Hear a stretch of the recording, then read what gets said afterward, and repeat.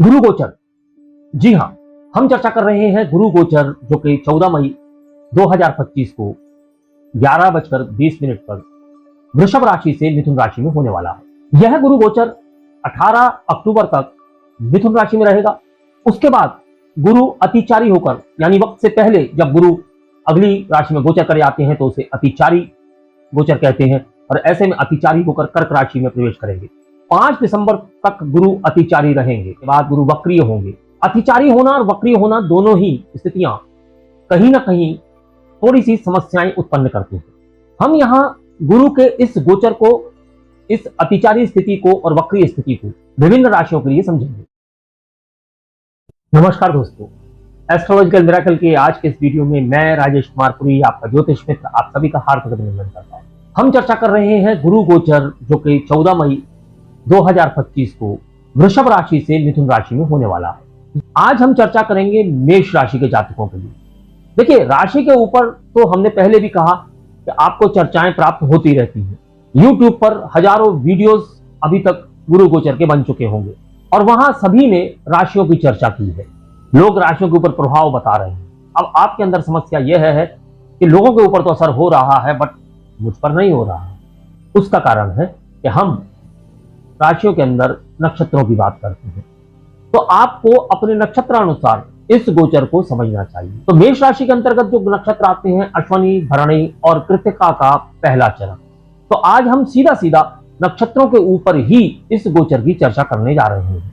अगर इस गोचर को हम मेष राशि के हिसाब से समझें तो यह गोचर मेष राशि से तृतीय भाव में हो रहा है, यानी कि 14 मई को बृहस्पति देव मेष राशि के तृतीय भाव में होंगे। फिर 18 अक्टूबर के बाद में यह मेष राशि के चतुर्थ भाव में प्रवेश कर जाएंगे। यहां इनकी अतिचारी स्थिति उत्पन्न हो जाएगी। फिर 5 दिसंबर के बाद में मिथुन में लौट आएंगे। तो यहां हम तृतीय भाव से संबंधित बातों को समझेंगे। तृतीय भाव में भाई बहनों की बात होती है, समाज की बात होती है, मित्रों की बात होती है, पड़ोसियों की बात होती है, पराक्रम की बात होती है, और यह आपकी आयु का अष्टम है। तो वहां से हम कुछ नकारात्मकताओं की बात भी समझते हैं। तो मेष राशि के जातकों के जीवन में बहुत तेजी से बदलाव आने की संभावनाएं बनेगी। तो सबसे पहले हम बात करेंगे करियर और व्यवसाय की।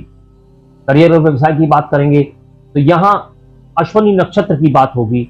अश्विनी नक्षत्र का स्वामी है केतु, और अश्विनी नक्षत्र मेष राशि के अंतर्गत आता है और मेष का स्वामी बनता है मंगल। तो यहाँ अश्विनी नक्षत्र के जातकों के लिए मंगल और केतु दोनों की ऊर्जाएं दिखाई देती हैं। इस गोचर काल के दौरान यदि हम समझें तो सकारात्मक प्रभाव है, पहले उन्हें समझ लेते हैं। इस समय में अश्विनी नक्षत्र के जातकों के कार्य में गति आ सकती है और परिवर्तन भी हो सकते हैं। नए मार्ग अपनाने में यह सक्षम होंगे और इनके विचार तेज होंगे। आत्मविश्वास में वृद्धि होगी और कार्य क्षेत्र में महत्वपूर्ण बदलाव हो सकते हैं। अब अतिचारी और वक्रीय होने की अवस्था में अगर देखा जाए तो नकारात्मक प्रभाव भी दिखाई देंगे। यहाँ कार्यस्थल पर कुछ दबाव या मानसिक थकावट की स्थितियां बनेगी। कार्यों पर बहुत अधिक ध्यान केंद्रित करने की आवश्यकता होगी, क्योंकि यहाँ अप्रत्याशित रुकावटें आने की संभावनाएं भी बन जाएंगी। फिर हम बात करेंगे भरणी नक्षत्र के जातकों के लिए। तो यहाँ इस गोचर के दौरान इनके पेशेवर जीवन में समर्पण और मेहनत से सफलता मिल सकती है। कार्य में उत्कृष्टता की संभावना है और उच्चाधिकारियों से सराहना भी मिल सकती है। और यह बात हो रही है 14 मई से 18 अक्टूबर के मध्य की। फिर गुरु के अतिचारी होने की अवस्था में कार्यों में अत्यधिक जिम्मेदारियां आ सकती हैं, जिससे कि मानसिक थकान बढ़ सकती है। कार्यों को संतुलित करने की अत्यंत आवश्यकता होगी, क्योंकि तनाव भी बहुत अधिक मात्रा में बढ़ता हुआ दिखाई देगा। फिर हम कृत्तिका नक्षत्र के प्रथम चरण के जातकों की बात करेंगे तो यहाँ इनकी रचनात्मकता में वृद्धि होगी और कार्य में नई ऊर्जा का संचार होगा।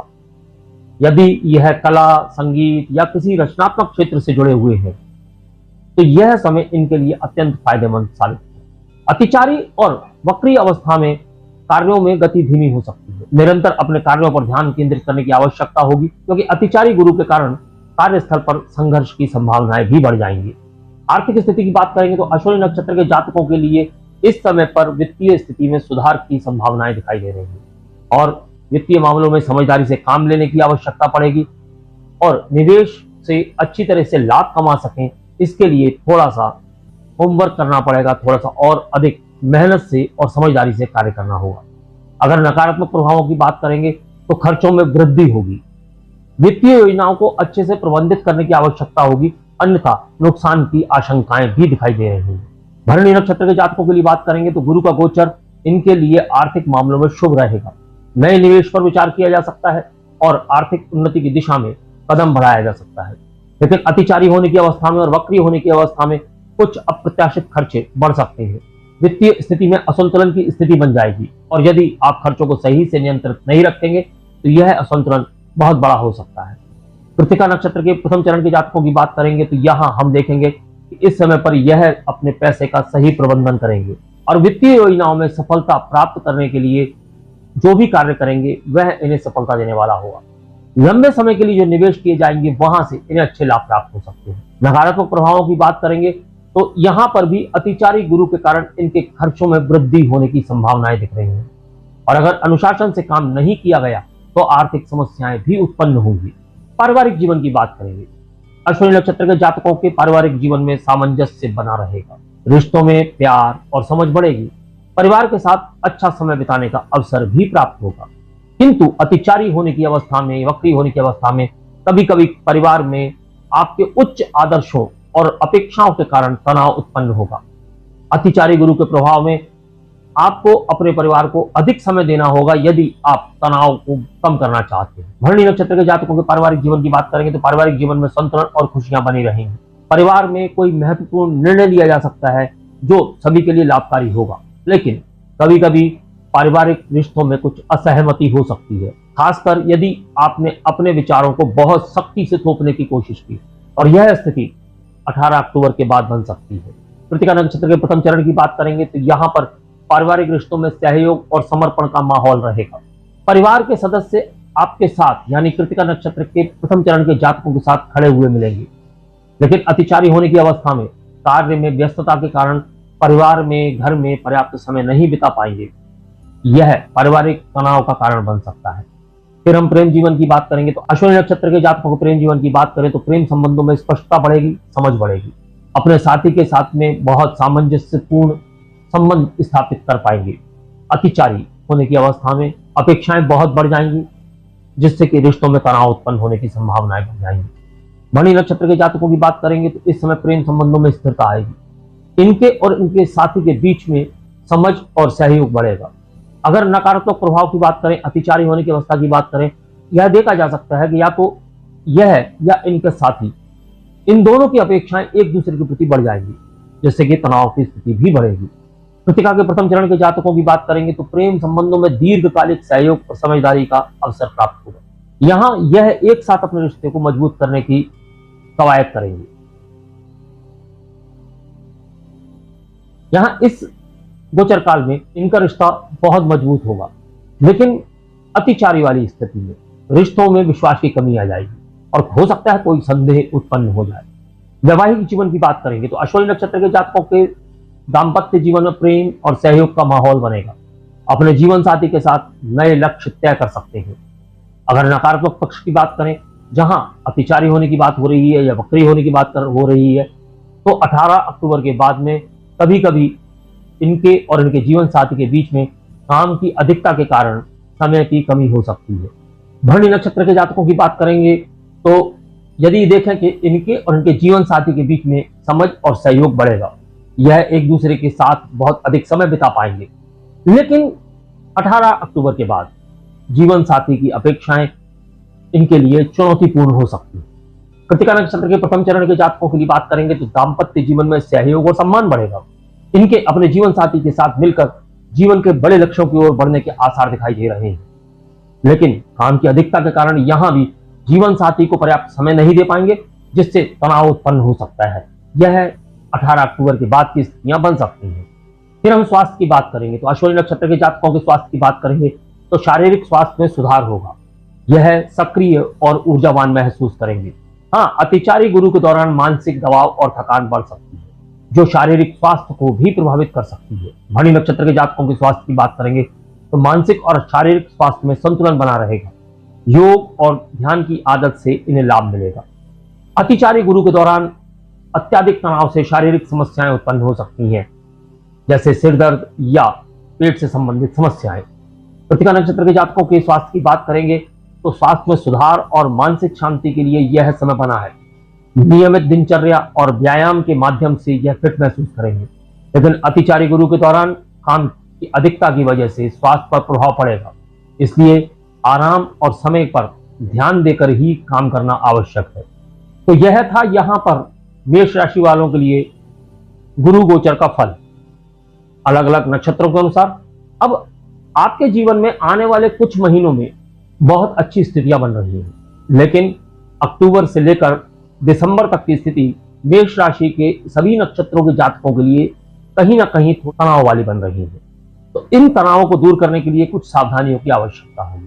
सबसे पहले हम स्वास्थ्य की बात करते हैं कि स्वास्थ्य के लिए क्या सावधानियां रखनी है, क्योंकि मेष राशि में इन जातकों को कुछ स्वास्थ्य पर विशेष ध्यान रखने की आवश्यकता महसूस होगी, खासकर अश्विनी नक्षत्र के जातकों के लिए। इनके शरीर पर कहीं ना कहीं नाड़ी तंत्र की समस्याएं आ सकती हैं या पाचन पर इनके अटैक हो सकता है। तो पेट और आंतों से जुड़ी हुई समस्याएं बहुत ज्यादा उत्पन्न हो सकती हैं। इसलिए इन्हें अपने आहार विहार और नियमित व्यायाम पर ध्यान देना चाहिए। यहाँ पर कृतिका नक्षत्र के जातकों के लिए करियर में बदलाव के संकेत मिल रहे हैं। करियर में नई दिशा भी मिल सकती है, लेकिन आधिकारिक निर्णयों में कुछ उलझने दिखाई दे रही हैं। किसी महत्वपूर्ण प्रोजेक्ट या कार्य में थोड़ी देरी हो सकती है। और भरणी नक्षत्र के जातकों की बात की जाए तो इन्हें दूसरों से अधिक सहयोग की आवश्यकता पड़ेगी, इसलिए इन्हें भी अपने संबंध सकारात्मक बनाए रखने चाहिए। वित्तीय निर्णयों में सावधानी की बात करें तो अश्विनी नक्षत्र के जातकों को हर नए निवेश से पहले बहुत अधिक विचार करने की आवश्यकता है। बिना सोचे समझे पैसे खर्च करने से बचना होगा, क्योंकि यहाँ लाभ की तुलना में नुकसान अधिक हो सकता है। यहाँ व्यक्तिगत जीवन में भी ध्यान देने की आवश्यकता है, खासकर भरणी नक्षत्र के जातकों के लिए, क्योंकि अपने रिश्ते और जीवन साथी से सामंजस्य बनाए रखने की अत्यंत आवश्यकता होगी। यहाँ गलतफहमियां भी हो सकती हैं या विवाद भी हो सकता है, जो इनके पारिवारिक जीवन को प्रभावित कर सकता है। इसलिए शांतिपूर्वक बातचीत करना चाहिए, भावनाओं पर इनको नियंत्रण भी रखना चाहिए। अब कृतिका नक्षत्र के जातकों की यात्राएं अधिक हो सकती हैं और इस समय इन्हें यात्राओं में सावधानी बरतने की भी आवश्यकता है। खासकर लंबी यात्रा के दौरान इनको अपने स्वास्थ्य का ध्यान रखना होगा और यात्रा से पहले सभी तैयारियां भी पूर्ण करके ही यात्रा करनी चाहिए। अब हम बात करेंगे ज्योतिषीय उपायों की। तो चूंकि गुरु ग्रह की बात हो रही है, गुरु अतिचारी अवस्था में भी आ रहे हैं, तो ऐसे में इन सभी जातकों को गुरु ग्रह को अनुकूल रखना चाहिए और उसके लिए इन्हें ब्रह्म बृहस्पते नमः मंत्र का नित्य नियम से अपनी पूजा में जाप करना चाहिए।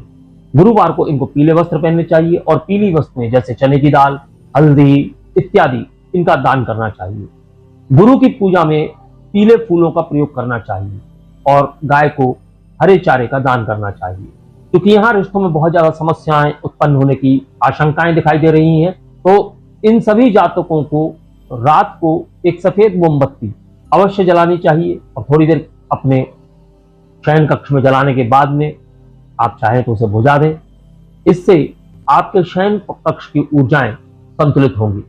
वैसे तो गुरु गोचर हर जातक के लिए शुभ ही होता है, किसी किसी के लिए यह अशुभ फल ला सकता है, मगर ज्यादातर यह शुभ फल ही लेकर आते हैं। गुरु गोचर को समझने के लिए सबसे पहले अपने नक्षत्र को समझें और उसके बाद इस गोचर को अपने ऊपर तभी प्रभावी माने यदि आपकी दशा, अंतरदशा या प्रत्यंतर दशा में आपको गुरु दिखाई दे रहे हैं, क्योंकि यह लंबे वक्त होते हैं। फिर छोटे वक्त में अगर हम हफ्ते की बात या 2 दिन की बात, 3 दिन की बात करेंगे तो वहां पर तो उतार चढ़ाव चलते ही रहते हैं। लंबे समय के लिए यदि आप अपने गोचर को समझना चाहते हैं तो अपनी दशाओं पर ध्यान अवश्य दें, अन्यथा गोचर आया और चला गया वाली स्थिति बनेगी। हाँ, जहां जहां गुरु की दृष्टियां पड़ रही है इस गोचर काल के दौरान, वहां वहां दशाओं के अलावा भी प्रभाव दिखाई देंगे। अन्यथा अगर आपकी दशाओं में कहीं गुरु दिखाई दे रहे हो तभी इनके शुभ और अशुभ प्रभावों को अपने लिए समझें। यदि आपको यह वीडियो पसंद आया हो और आपको लगा हो कि हमने जो विश्लेषण किया है, हमने जो प्रेडिक्शन किया है वह सटीकता के नजदीक है, तो आपसे मेरा अनुरोध है कि वीडियो को लाइक करें, चैनल सब्सक्राइब करें और बेल आइकॉन का बटन दबा दें, ताकि आने वाले जितने भी वीडियोस हैं वह आपको समय से प्राप्त हो सके। इस श्रृंखला के अगले वीडियो में हम गुरु गोचर के इस प्रभाव को वृषभ राशि और उसके अंतर्गत आने वाले नक्षत्रों के लिए समझेंगे। तो अगले वीडियो तक के लिए मैं अपनी वाणी को विराम देने की आज्ञा चाहूंगा। नमस्कार, धन्यवाद। शुभं कुरु त्वं